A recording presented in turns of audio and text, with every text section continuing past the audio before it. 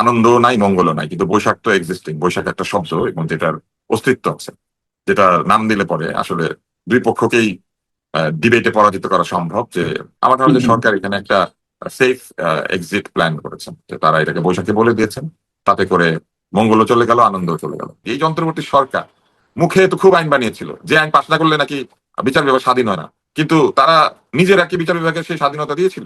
তারা বাধ্য করে নাই বিচার বিভাগকে সিদ্ধান্ত অবশ্যই। দিতে, যে সিদ্ধান্ত সাধারণ মানুষের কাছে পরিষ্কার, যে কাউকে জোর করে আটক করার জন্য তারা চেষ্টা করছেন। যে জবরদস্তি আটক করার যারা করেন তারা আবার আইন বানান ভালো, এটাও আমাদেরকে মানতে হবে। জবরদস্তি আটক করে যারা সাংবাদিক নির্যাতন করেন, বর্ষিয়ান রাজনীতিবিদকে রাস্তা অপমান করেন, এরা খুব ভালো আইন বানান, এটা আমাদেরকে বিশ্বাস করতে হবে। আমি তো মনে করি 133টা অধ্যাদেশের সবগুলি ছুড়ে ফেলে দেওয়া দরকার ছিল, দিয়ে সংসদে বসে এই বিষয়গুলি নিয়ে সিদ্ধান্ত নেওয়া দরকার ছিল। অনির্বাচিত অন্তর্বর্তী সরকার আবার কিসের ইয়ে রাখে, ক্ষমতা রাখে যে আমাদের জীবনে তারা ভালো আইন খারাপ আইন কিছু একটা করবে এবং ওনার কেউ সমালোচনা করতে পারবে না। এই আইন তিনি প্রতিষ্ঠা করেছিলেন, যেটা করতে গিয়ে উনি আলোচনা পর্যন্ত শুনতে পারেন নাই, মন্দ শুনতে রাজি না, ভালো শুনতে পারেন নাই, কারণ কেউ কথা বলে না ভয়ের চোটে। নিজের এই বিবেচনাটা তো তার এবং তার সরকারের করা দরকার ছিল, সেটা তো করেন নাই। না করার ফলে কি হলো? আজকে এই যে প্রবল নির্যাতনের মধ্যে পান্না, আনিস আলমগীর কিংবা এরকম আরো মানুষ, আবু আলম, শহীদ খানরা জেল খাটেন, আর যারা কিনা এই দেশে লুটপাট করলেন তারা কেউ কেউ ব্যাংক ফেরত পেয়ে যাচ্ছেন, কেউ কেউ খুব ভালোভাবে বিদেশি আতিথেয়তায় জীবন কাটাচ্ছেন। তাদেরকে তো এই নির্যাতন স্পর্শ করছে না। আমন্ত্রণ জানাচ্ছি প্রিয় দর্শক, মানচিত্র নিয়মিত আয়োজন কথোপকথনের শুরুতেই নতুন বছরের মঙ্গল কামনা সবার প্রতি। শুভ নববর্ষ। আজকের এই দিনে আমাদের সঙ্গে যুক্ত রয়েছেন গণমাধ্যম ব্যক্তিত্ব ডাক্তার আব্দুল নূর। ডাক্তার আব্দুল নূর, আপনাকে স্বাগত জানাচ্ছি। একই সঙ্গে নতুন বছরের শুভেচ্ছা, মঙ্গল কামনা করছি আপনার জন্য বিশেষভাবে। আহ খুব স্বাভাবিকভাবেই আমরা বাংলা নতুন বছর নিয়ে একটু কথা বলতে চাই। নববর্ষের সংস্কৃতির উপরে যেই নানান পর্যায়ে আঘাত আমরা দেখছি, এর নামকরণ নিয়েও এক ধরনের রাজনীতিকীকরণ। আহ, কেন আসলে এমনটা ঘটছে? রাজনীতি কি সবকিছু কি খেয়ে ফেলছে আমাদের সংস্কৃতি থেকে শুরু করে আমাদের ঐতিহ্য? এবং বিশেষ করে যেমন আমি শুধু নামটার কথা যদি উচ্চারণ করি, আমাদের যে মঙ্গল শোভাযাত্রা, যেটি বিশ্ব ঐতিহ্যের অংশ, ইউনেস্কো কর্তৃক ঘোষিত হয়েছিল, মঙ্গল শোভাযাত্রা হিসেবেই সেখানে চিহ্নিত হয়ে আছে। পরবর্তীতে সেটি আনন্দ শোভাযাত্রা করা হলো। এখন এবার এসে সেটি বৈশাখী শোভাযাত্রায় পরিণত হলো। পিছনের কারণগুলো আসলে কি? আসলে এই মঙ্গল শোভাযাত্রা নামকরণের বিরুদ্ধে একটি পক্ষ ছিল, তারা বলতো যে মঙ্গল শব্দটার মধ্যে এক ধরনের ধর্মীয় ছাপ রয়েছে, তারা বলার চেষ্টা করতো। এবং কিছু কিছু ক্ষেত্রে তারা যে ধরনের যুক্তি দিত, সেই যুক্তি ধর্মীয় দৃষ্টিকোণ থেকে অনেক সময় মনে হতো বা মনে হয় যে এটা হয়তো ঠিক। তো এইসব কারণে যেহেতু বিতর্ক আছে, আমার ধারণা যে সরকার বিতর্ক এড়ানোর জন্য উভয় পক্ষকে খুশি করার চেষ্টায় এটাকে বৈশাখী শোভাযাত্রার নাম দিয়ে দিয়েছেন। কেননা বৈশাখ তো আছেই, বৈশাখকে বৈশাখ বললে তো কোনো অসুবিধা নেই। আনন্দ নাই মঙ্গলও নাই, কিন্তু বৈশাখ তো এক্সিস্টিং, বৈশাখ একটা শব্দ এবং যেটার অস্তিত্ব আছে, যেটা নাম দিলে পরে আসলে দুই পক্ষকেই ডিবেটে পরাজিত করা সম্ভব। যে মঙ্গল কোথায় হচ্ছে, বৈশাখে হচ্ছে, আনন্দ কোথায় হচ্ছে, বৈশাখে হচ্ছে। তাহলে আমরা বৈশাখ রেখে মঙ্গল আছে, এখানে আনন্দ আছে। তো এইভাবে আসলে আমার মনে হয় সরকার চিন্তা করেছে। সরকার অহেতুক ওই যে এক ধরনের ব্যাশিং হয়, রিলিজিয়াস ব্যাশিং, যে এই শোভাযাত্রার মধ্যে সংখ্যাগরিষ্ঠ লোকের ধর্মের অনুপস্থিতি আছে, এরকম কিছু কথা রয়েছে না। আমার ধারণা যে সরকার এখানে একটা সেফ এক্সিট প্ল্যান করেছেন, যে তারা এটাকে বৈশাখে বলে দিয়েছেন, তাতে করে মঙ্গলও চলে গেল, আনন্দও চলে গেল। থাকলো কি তাহলে? মঙ্গল এবং আনন্দ সবদিকে আসলে চলে যেত। শোভাযাত্রা তো শোভাযাত্রার চেহারার উপরে আসলে নির্ভর হুম, করে। হুম। এই শোভাযাত্রার চেহারা নিয়ে মূলত আপত্তি ছিল। এই শোভাযাত্রার মধ্যে পলিটিক্সকে ইন্ট্রোডিউস করাটা আমার মনে হয় ঠিক হয় না। আহ, কারণ এই শোভাযাত্রার মধ্যে বিভিন্ন ক্যারেক্টার ইন্ট্রোডিউস করা হতো একটা সময়, এবং এই হুম, ক্যারেক্টার হুম। গুলিকে নেগেটিভ ওয়েতে ক্যারেক্টার আনা হতো, নেগেটিভ অ্যান্ড পজিটিভ। আমার মনে হয় যে সংস্কৃতিতে রাজনীতি থাকে, কিন্তু রাজনীতি নির্ভর সংস্কৃতি তৈরি করা উচিত না, বরং সংস্কৃতি নির্ভর রাজনীতি তৈরি করলে সেটা ভালো হতো। কিন্তু একদল লোক নিজেদেরকে তাদের রাজনৈতিক অবস্থান ঠিক করতে গিয়ে তারা এই জায়গাগুলিতে এমন ভাবে রাজনীতি প্রবিষ্ট করিয়েছিলেন যে সেটা ব্যাকফায়ার করেছে। আমি আসলে যদি আমার ব্যক্তিগত মতামতের কথা চিন্তা করেন, তাহলে আমি এইভাবেই চিন্তা করতে চাই যে আপনি রাজনীতি করছেন, রাজনীতির ময়দানে তো আপনি একদল লোককে বলছেন যে তারা ভালো নয় বা তাদের কাজ আপনার পছন্দ না, তারা অন্যায় করেছে, তো সেটা বিচার করবেন, তাদের বিরুদ্ধে রাজনৈতিক প্রতিবাদ করবেন, রাজনীতির মাঠে তাদেরকে প্রতিহত করবেন। কিন্তু যেখানে সকল লোকের অংশগ্রহণ আপনি আশা করছেন, সেই জায়গাতে কেন আহ ব্যক্তির প্রতি বা কোনো কিছুর প্রতি বিদ্বেষকে আপনি জায়গা দিলেন? যেন অমঙ্গলের সকল উৎস হচ্ছে রাজনীতি, এরকম একটা বিষয় কিন্তু ছিল। তো এইটা করতে গিয়ে যেটা ঘটেছে, কিন্তু আপনি যদি আমার একটা প্রতিকৃতি বানান, তাহলে কোনো একদিন আমার কাছে ক্ষমতা আসলে আমিও তো আপনার একটা প্রতিকৃতি বানাতে হুম, হুম। পারবো। এবং এই যে প্রতিকৃতির লড়াই, কাকে অপমান করা যাবে, কাকে সম্মান করা যাবে, এই বিষয়গুলিকে ওইখানে নিয়ে আসাটা আমার মনে হয় না উচিত হয়েছে। আপনি বলছেন যে সরকার, এই বিএনপি সরকার সব আওয়ামী পক্ষ লীগের থেকে এখানে দায় আছে ভাই। আওয়ামী লীগের যারা সাংস্কৃতিক নেতৃত্ব ছিল না, তাদের হুম, দায় হুম, দায়িত্ব হুম। আছে। তাদের কাজ কিছু ছিল না, দেশের সংস্কৃতিকে তারা নির্মাণ করার কোনো চেষ্টা করেন নাই। শিল্পকলা একাডেমি থেকে শুরু করে সব জায়গাতে দলের লোক বসিয়ে দিয়ে লুটপাটে রাজত্ব করেছেন, কিন্তু দেশের সংস্কৃতি নির্মাণ করার যে চেষ্টা, সেটা ছিল না। ওই পয়লা বৈশাখের একদিনে সে কাকে কিভাবে ওইখানে মূর্তি বানিয়ে বা কাকে কিভাবে ওইখানে মোটিভ বানিয়ে কিছু একটা বলা যায়, পলিটিক্যাল একটা মেসেজ দেওয়া যায়, এই চেষ্টা তাদের মধ্যে অনেক অনেক বৃহৎ ছিল। আপনি আমাকে আমি যদি বলেন। আপনার সঙ্গে জি, আমি জি। নিঃসন্দেহে একমত পোষণ করতে চাই। আওয়ামী লীগ আমাদের স্বনির্ভর সংস্কৃতির জায়গাটা নিশ্চিত করতে পারেনি, যদিও মুক্তিযুদ্ধের চেতনার কথা বা আমাদের বাঙালি সংস্কৃতির কথা বলেছে। সব জায়গায় নিশ্চয়ই পাইনি, কিন্তু আপনি যদি মেন করছেন, আমি যদি একটু আপনাকে ধরিয়ে দিই যে হ্যাঁ, সেখানে স্বাধীনতা বিরোধী শক্তির যারা ছিল, যুদ্ধাপরাধের সঙ্গে যারা জড়িত ছিল, তাদের মোটিভ, তাদের প্রতীকী চেহারা উপস্থাপন করা হতো। কিন্তু অন্যান্য রাজনৈতিক দল, মানে প্রচলিত যে রাজনৈতিক দলগুলো, সেই বিএনপি হোক, জাতীয় পার্টি হোক বা অন্য কোনো দল, তাদের নেতা নেত্রীর ছবি কিন্তু আমরা দেখিনি, আমার যেটি মনে পড়ে, যতদূর মনে রাজনৈতিক পড়ে ভাবে আমরা। তাদেরকে প্রতিহত না করে আপনি একদিন এগুলো বানালেন। আপনি রাজনৈতিক ভাবে তাদেরকে প্রতিহত করতে যে পারেন নাই, তার প্রমাণ তো এখনকার বাংলাদেশে আছে, তাই না? আপনি Exactly. ফুটবল, আপনি কাউকে ফুটবল খেলা পরাজিত করবেন, সেটা পরাজিত না করে আপনি তার স্টেডিয়ামের বাইরে তার ছবি নিয়ে আপনি তাকে বেশ মিছিল করে তাকে বলছেন যে এ ভালো না। সে যে ভালো কি ভালো না, এটা তো আপনাকে প্রমাণ করতে হবে আপনার যোগ্যতা এবং আপনার সততা, আপনার পরিশ্রম, আপনার নিবেদন, আপনার রাজনীতি দিয়ে। সেখানে কি করেছেন? সেখানে যেটা করেছেন সেটা হলো ব্যাংকের মধ্যে ঢুকে ব্যাংকের টাকা লুট করেছেন। আর একদিকে ব্যাংকের টাকা লুট করছেন, আরেকদিকে কাউকে বলছেন না ওরা ভালো না, ওরা চোর। তো আপনার চোরগুলি বিচার করেন না, অন্য চোরদের আবার চোর বলে গালি দেন। তো এটা তো মানুষ নেয় নাই। মানুষ তো একটা পর্যায়ে গিয়ে বুঝতে হবে যে যে আবেগ 1971 সালে আমাদের জাতির মধ্যে কাজ করেছিল, এই আবেগকে ধরে রাখার চেষ্টাটা কিন্তু শুধুমাত্র মিছিল, ছবি, কবিতা দিয়ে হবে না। রাজনীতি দিয়ে এই আবেগটা ধরে রাখতে হবে। আপনি যদি বলেন যে আমি আহ একটি ফুলকে বাঁচাবো বলে যুদ্ধ করি, তাহলে দেশে তো ফুলের বাগান বেশি হওয়ার কথা ছিল। আমাদের এখানে অলিগার্ক তৈরি হয় নাই, আমাদের এখানে ব্যাংক লুটেরা তৈরি হয় নাই, আমাদের এখানে একই লোকের কাছে 6টা 9টা ব্যাংক এবং আর্থিক প্রতিষ্ঠানের লাইসেন্স চলে যায় নাই, আমাদের এখানে জনগণের জমি বরাদ্দ দিয়ে সেই কর মাফ করে দেওয়া হয় নাই। একদিকে ডক্টর সেই ইউনূস এসে একই নিজের ব্যক্তির কর কাছে মাফ সেই করেন, না সেই একদিকে একই ডক্টর ব্যক্তির ইউনূস নিজের কাছে কর আপনি মাফ যাদেরকে করেন। বিন করছেন, জি, আপনি যাদেরকে বিন করছেন, তাদের কারো কারো কাছে আবার একাধিক ব্যাংক চলে যাচ্ছে। এখন এই সময় কেন এসেও। যাচ্ছে মানে কি? আপনি আপনার আপনার কাছে দায়িত্ব ছিল, আপনি তাদেরকে এত বছর শাসনের মাধ্যমে আপনি তাদেরকে ছোট করে আনতে পারতেন। আপনি সেটা না করে তাদেরকে এমন আর্থিক এবং রাজনৈতিক শক্তিতে বলীয়ান করেছেন, যেটা এখন যে কাউকে কিনতে পারে, যে কাউকে প্রভাবিত করতে পারে, যা খুশি তাই করতে পারে। কারণ আর এই আমি কথা একমত। বললে তো কোনো লাভ নাই। একজনকে কেউ কিনতে পারে না, একজনকে কেউ কিনতে পারে না, এই কথা বলে তো কোনো লাভ নাই। আপনি আপনার বাসার সমস্ত রুম বিক্রি করে দিয়ে আপনি বারান্দার মধ্যে বসে থেকে বলছেন এই বারান্দা কেউ কিনতে পারে না। বারান্দা থেকে ঝাঁপ দেওয়া ছাড়া তার কোনো উপায় থাকবে না। পুরো মানে বাড়ি বিক্রি করে দিয়েছেন। আহ, বৈশাখের জায়গায় আরেকটু প্রশ্ন করবো আত্মসমালোচনা, আমি। মানে বৈশাখের আলোচনা থেকে দেখেন আমরা কোথায় চলে গেলাম। এই যাওয়ার না, না, একমাত্র কারণ স্বাভাবিক, হচ্ছে এই পুরো স্বাভাবিক। প্রক্রিয়াটার আমি মধ্যে যে আমাদের যেভাবে টপিক রাজনীতি বলছি। ইনফিউজ করা হয়েছে। আপনি শিক্ষা ব্যবস্থায় আপনি বৈশাখের কি মাহাত্ম্য সেটা বুঝাতে পারেন নাই। আপনি ছোট ছেলে মেয়েদের মধ্যে সংস্কৃতিকে ধারণ করার যে চেষ্টা, সেটা তৈরি করতে পারেন নাই। আপনি শিক্ষা ব্যবস্থার 12টা বাজিয়ে দিয়েছেন, এবং সেই শিক্ষা ব্যবস্থার মধ্যে কোনোভাবেই সংস্কৃতি, নৈতিকতা কিচ্ছু নাই। মানুষ বিছানা করা শিখে, ডিম ভাজা শিখে, সংস্কৃতি শিখে না। পৃথিবীর সব দেশে ডিম এভাবেই ভাজে। আপনি বলছিলেন শুরুতেই যে আহ, এইবার যে বৈশাখী শোভাযাত্রা নাম দেওয়া হলো, তাতে দুই পক্ষকেই খুশি রাখার এক ধরনের চেষ্টা। আমার প্রশ্ন হচ্ছে, কেন সাম্প্রদায়িক শক্তিকেও খুশি রাখতে হবে? এবং আমাদের আহ, যে বর্ষপঞ্জি, সেটি একেবারেই আলাদা। আমরা এটুকু জানি যে পৃথিবীতে প্রচলিত অধিকাংশই বর্ষপঞ্জি, মানে বর্ষপঞ্জি উৎপত্তি কোনো না কোনো ধর্মের সঙ্গে সম্পর্কিত। আর বাংলা নববর্ষের সঙ্গে ধর্মীয় কোনো অনুষঙ্গ নেই। এখানে কৃষিকাজ বা খাজনা সংগ্রহ বা অন্যান্য যে আমাদের ঐতিহ্য বা পরিচালিত ধারা, সেগুলোর উপর ভিত্তি করেই আমাদের বর্ষপঞ্জি গড়ে উঠেছে, এবং সেখান থেকে আমাদের যে পয়লা বৈশাখের যে নানান ধরনের অনুষঙ্গ, তাতেও একটা শক্তি সব সময় সাম্প্রদায়িক একটা গন্ধ দিয়ে আসার চেষ্টা করেছে, এবং সেখান থেকে সাম্প্রদায়িক হামলাও ঘটেছে। ছায়ানটের বর্ষবরণ অনুষ্ঠানে হামলা ঘটনা ঘটল 2008 সালে। ফলে ঐক্য নির্মাণের ক্ষেত্রে ভাষা, সংস্কৃতি, শিক্ষা, এইগুলি একটি বড় ভূমিকা পালন করে। এখন যারা সাম্প্রদায়িক, যারা কিনা শুধু একটি ধর্মভিত্তিক জাতীয় ঐক্য তৈরি করতে চায়, সেখানে কিন্তু তারা অন্যদেরকে বাদ দিয়ে ঐক্যটা তৈরি করতে চায়। ফলে স্বাভাবিকভাবেই যেখানে ইনক্লুসিভিটি বেশি সেখানে তারা হাত দিবে। এখানে আহ তাদের দিক থেকে তারা ঠিক জায়গাতে আক্রমণ করছে। কিন্তু হুম। আপনি যেটাকে ধারণ করতে চান, আপনি কি সেই জায়গা থেকে ঠিক মতো প্রতিরক্ষা করছেন? একটা যুদ্ধে বিজয়ের জন্য তরবারির চেয়ে ঢাল বেশি গুরুত্বপূর্ণ। তা আপনি কি সেই ঢালটা নির্মাণ করেছেন? কাদের হাতে শিশু একাডেমির দায়িত্ব দিয়েছিলেন? কাদের হাতে বাংলা একাডেমির দায়িত্ব দিয়েছিলেন? কাদের হাতে শিল্পকলা একাডেমির দায়িত্ব দিয়েছিলেন? লালু পাঞ্জু চামচা আপা আপা মা মা ডাকা লোকজনের কাছে দিয়েছিলেন, কাজ তো কিছু করে নাই। সংস্কৃতিকে নিয়ে এসে ওখানে রাজনীতি ঢুকিয়ে দিয়ে একবেলা মিছিল করে, একবেলা রবীন্দ্রসঙ্গীত গেয়ে, একবেলা আপনি আপনার কিছু লোককে ডেকে চা পান করে, কিছু লোককে 21শে পদক আর স্বাধীনতা পদকের যে মূলা সেটা ছুড়ে দিয়ে, তাই না? ভাত ছিটালে কাকের অভাব হয় না বলে না, পুরস্কার ছিটালে বুদ্ধিজীবীর অভাব হয় না, এরকম একটা অবস্থা তৈরি করে দিয়ে কি করা হয়েছিল? যা করা সেটি হয়েছিল পরিণাম তারা ভোগ সেটার করেছে। ফলাফল আপনি পাবেন না।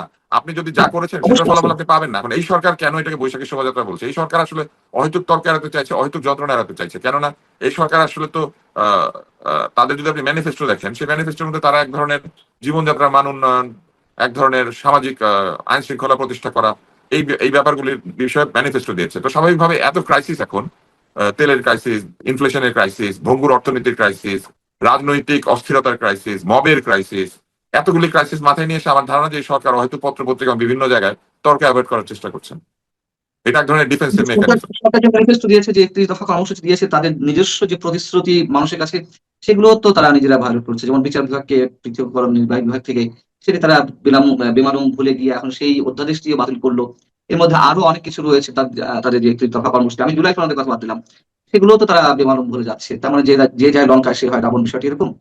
না, এই সরকার অধিকাংশ আহ, যা অধ্যাদেশ ছিল তা তো করেছে। এখন ধরেন 15টা বা 20টা অধ্যাদেশ যদি থাকে যেখানে সরকারের আলাদা দৃষ্টিভঙ্গি আছে, সরকার সেটাকে হুবহু পাশ না করে এই প্রতিশ্রুতি দিয়েছে যে তারা আরো বেটার এবং আরো এফেক্টিভ আইন তৈরি করবেন।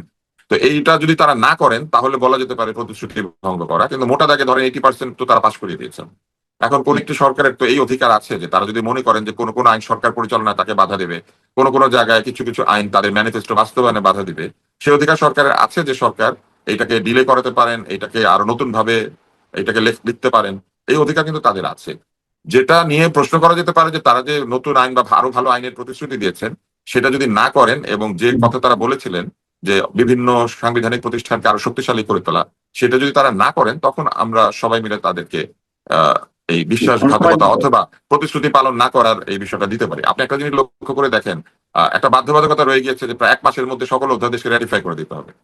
এখন আপনার কাছে যদি 133টা এরকম অধ্যাদেশ থাকে তাহলে আপনার অন্তত প্রতিদিন 4টা করে এই অধ্যাদেশ নিয়ে আলোচনা করা দরকার, এবং 4টা করে অধ্যাদেশ নিয়ে কথা বলে তারপর একটা সিদ্ধান্তে পৌঁছানো দরকার।